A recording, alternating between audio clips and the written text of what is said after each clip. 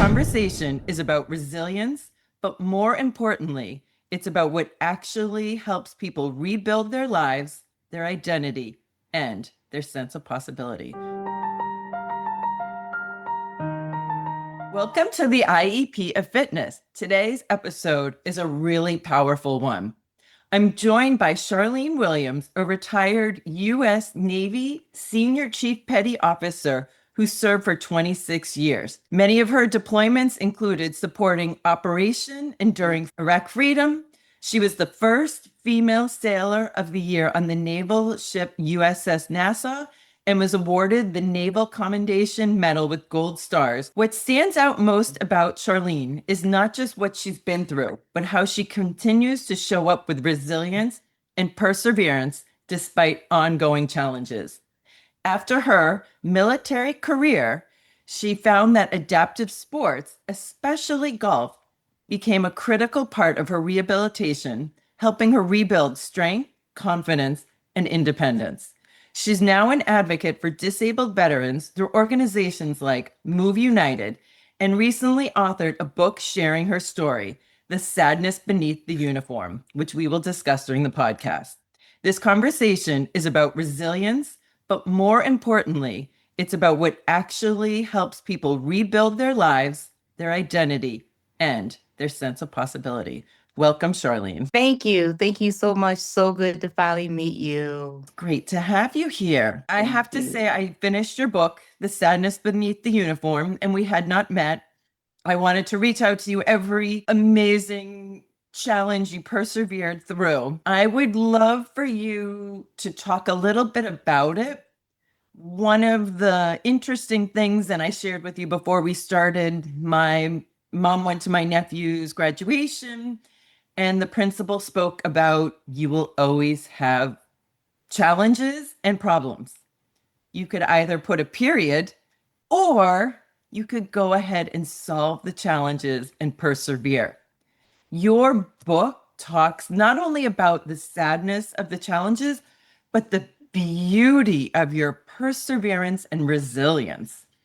Could you share a little bit about the dichotomy of emotions that you went through and how you exposed them in the book? Well, initially, as I was saying, I had gone back and forth about writing this book.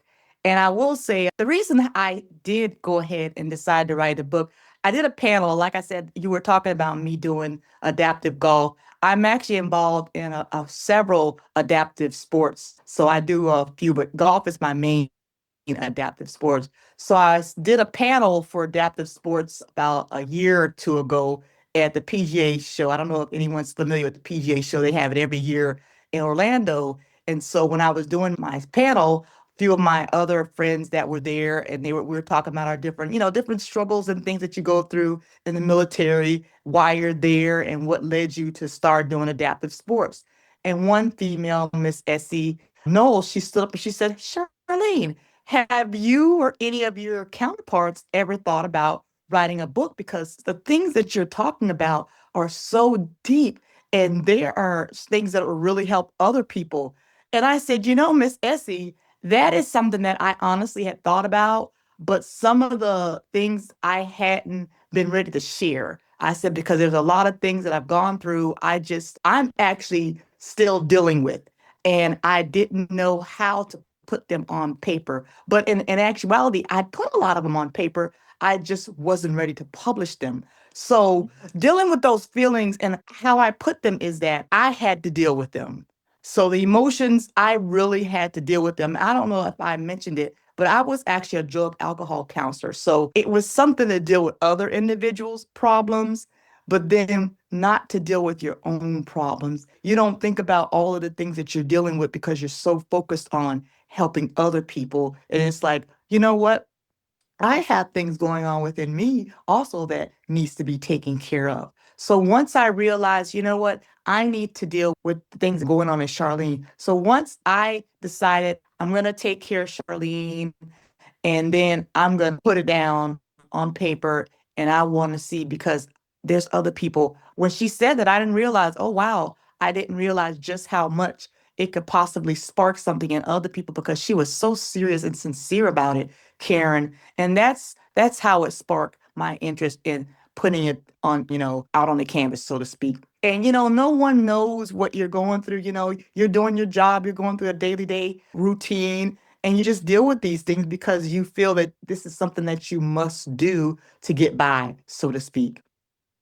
So it sounds like there's kind of a lot of talk about going from surviving to thriving, and also how we need to take care of Yes, ourselves. Was there just an accumulation exactly. of things, or was there a Exactly. pivotal moment where you said, oh my gosh, Charlene, go take care of yourself and deal with it? What was that like? And you don't have to share specifics. It was a pivotal moment because I said, and I brought it up in my book when it's one chapter when I talk about the break. I had a situation where I'd been dealing with an individual senior boss that had just been, it was just pushing, pushing, pushing me. And I had all these things going on. And at one point, I had a really good friend of mine that had been sexually abused. And she told me about it one day. And at Oh, that point, it broke something in me. And when that happened, I realized all the things that I'd been dealing with because I had no idea that I'd been dealing with these things. And I was like, oh, oh my God, I'm dealing with all of these things. And now this happens to my friend. So I was home for, at least 4 or 5 days. And I call that my stabilization time. And that whole time, I just was in deep thought. I like to do a lot of meditation and yoga. And that time, it was just me, myself, and I, as I say, myself and I. And that was a time then that I realized I need to take care of me. And it was really unsettling because I was literally at the end of my career. And I'm like, it took me this long to realize my entire career, I've been dealing with all these things. And so that's pretty much what happened. You know what? I was always physically fit. So I always was exercising and taking care of myself and that. And I'm positive that that was one of the things that helped me because of my physical fitness part. So but it was, and mentally, I felt that everything was good to go, but psychological. So at that point, that was when I really felt that it cared me. And that was when it really started, Karen. now with that, you could have focused on the book. I remember that chapter, and you could have focused on Yes. all of those negative things, but instead you focused on, yes, this broke me, but it's not going to destroy me. Yeah. You talk about your grandmother was really influential in your life. Do you think you heard her say, Very. come on, Charlene, keep going? Or Oh, definitely. I talk about that a lot, and I have an only child. And I will say those two things in my life and my faith were the things that caused me not to ever completely break.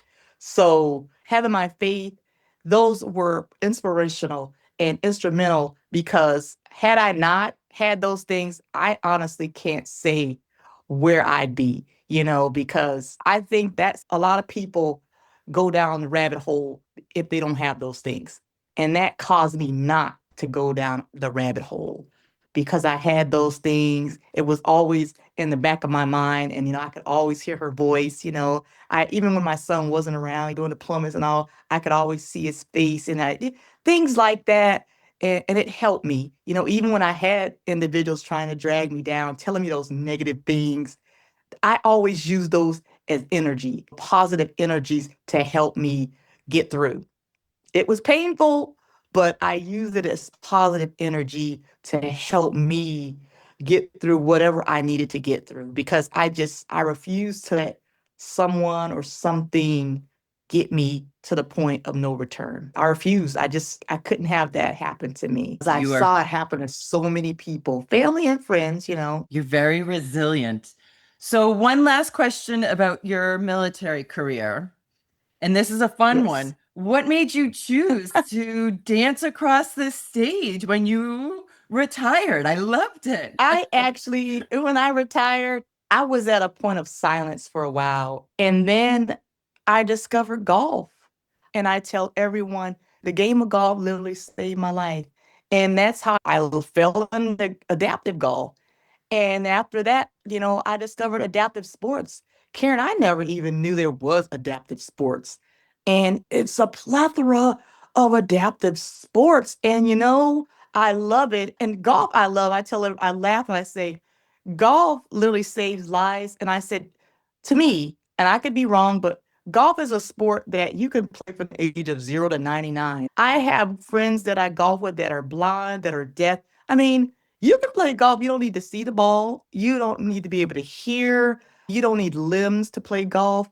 They have all type of adaptive items that will help you with this sport and just other adaptive things. I have friends that are weightlifters that do wheelchair sports and just all of these different things. And I think it's just amazing.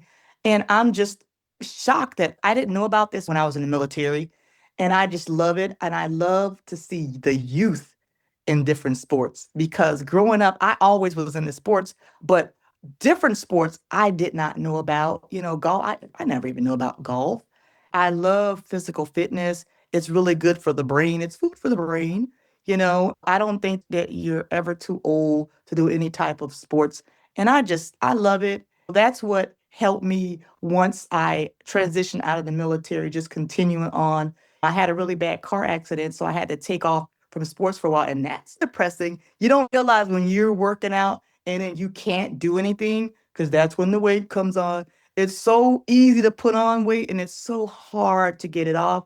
But once you get back into it, it's just so refreshing. And so that is what helped me get into that dance arena, so to speak.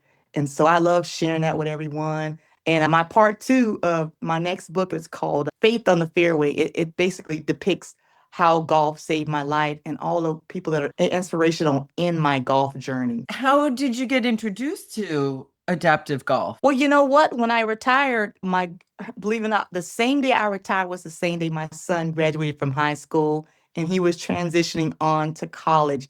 That was depressing for me because at that time I was used to being around him all the time. I had that nice year period of being with him, and now he was going off to college and he went off to Massachusetts. That was a long way. He went to UMass. So there I was in the depressed state again. I had to find something to do with myself. I was laying around sleeping, not doing anything. And so one of my friends had said, you know what? Let me take you out to the golf course. One of my friends took me out to the golf course. You don't realize it is hard to hit that little white ball. And you know what? After I hit the ball, it did something to me. And so one day I'm originally from Tampa, Florida. I was home and I was driving down one of the street and I saw a golf course and there was a lot of individuals and I went over there, just stopped over there. It turned out it was veterans. And they were adaptive. Some of them were in wheelchairs, some of them without limbs. And they said, this is our adaptive golf. And I said, wow, I'd never heard of it. So I stuck around for a while and I said, hey, we meet here every Friday. And at the time, I didn't know that they were veterans. I found that they were veterans. And at the time, I didn't have any veterans to hang out with like that. So while I was home that time, every Friday I went out, I hung out with them. I fell in love with it. It was all men at the time. And they were all older Vietnam vets, and they just took me in, Karen. They were the sweetest gentlemen to me. And it's funny because that's why I used male clubs at this time because they didn't have any female clubs. So I used male senior clubs. And I just had a ball with them. They took me in under their wing, showed me the ropes, and that's how I started. That's amazing. There's a Mhm. lot of adaptive sports. It is. And I've dabbled in a few of them. I'm in a program called Move United. It's adaptive sports. And they have, skiing, they have basketball. I found out so many. I haven't started pickleball yet, but I really want to start pickleball. I really fell in love with pickleball, the concept, swimming. I mean, like I said, I'm on their board and I'm one of their ambassadors. And I go to all of the events and just I want to get into cycling too. So mountain bike, I've done the actual mountain climbing, and that was fun. I have a friend, she doesn't have either of her legs, and she climbs all the time, and I'm just in awe because I'm like, oh my God, you're just amazing. Everything, nothing stops them. They don't even have limbs and they don't complain, do what I can't do. When I see these individuals that are doing these things and they don't have limbs and they don't complain, And I'm just like, I have nothing to complain about. I'm so grateful. And I'm so grateful to have these individuals in my life. It's amazing. When I first started Able Fitness, our core value was connection because everyone wants connection, and fitness was the conduit through connection. 2.5, 3 years later, all of a sudden we've had all these success Yes. stories, weight loss stories, increase of independence, and all the different stories. But it's that connection that keeps everyone coming Mhm. back week after week after week and coming into the gym and saying, "Where are my friends? Where's so and so? I missed you last week." It fitness brings you together. And people notice. People People notice notice. because and it's nice to have a workout partner. It is. Yeah.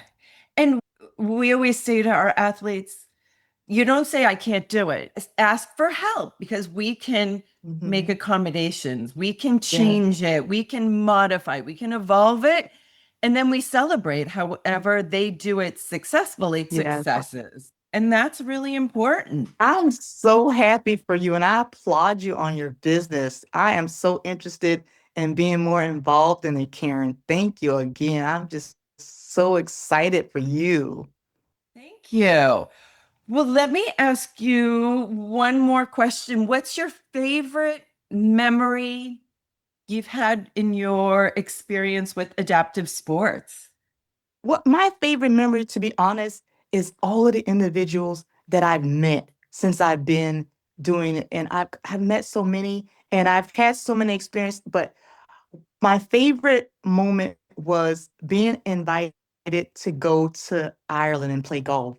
My golf mentor, his name was Ken. He passed of cancer years back, and it still breaks my heart. He actually ended getting me into the adaptive program, and he was actually supposed to go with us. He passed and wasn't able to go, but it was the first year that they allowed us females to go because every year, good friend Brian, he paid for veterans to go. He's not a veteran. Ken wasn't a veteran, but they love veterans. And every year they would send veterans off to go to Ireland for a week and play at various, golf courses. Scotland is still on my bucket list. And me and my good friend Sonia were able to go and we played with all of these different wonderful individuals. I still have friends that I've met in Ireland that we keep in touch. And it was just such a beautiful time, beautiful food. The golf courses, that was my first time playing on a links golf course. I love, love, love it. And that was one of my beautiful memories because I was able to do something because Ken set that up for me. And I wouldn't have ever had that opportunity to go to Ireland with a bunch of my veteran counterparts. All of us were adapted. And I had literally just started playing golf. So I was the newbie in the bunch, and everyone welcomed me with open arms.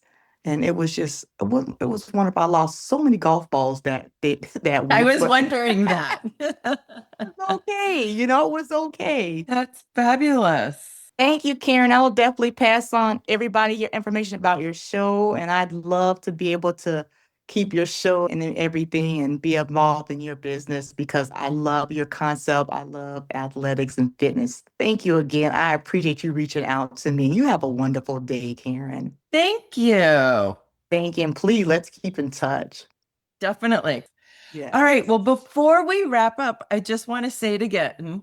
I highly recommend Charlene's book, The Sadness Beneath the Uniform. The story, it is truly incredibly real and honest. I just love the resiliency you talk about throughout the whole book, as well as in our conversation today. I will link how to purchase her book in the show notes and how to contact her. And so please remember, if this episode resonates with you, please hit subscribe and share it with others.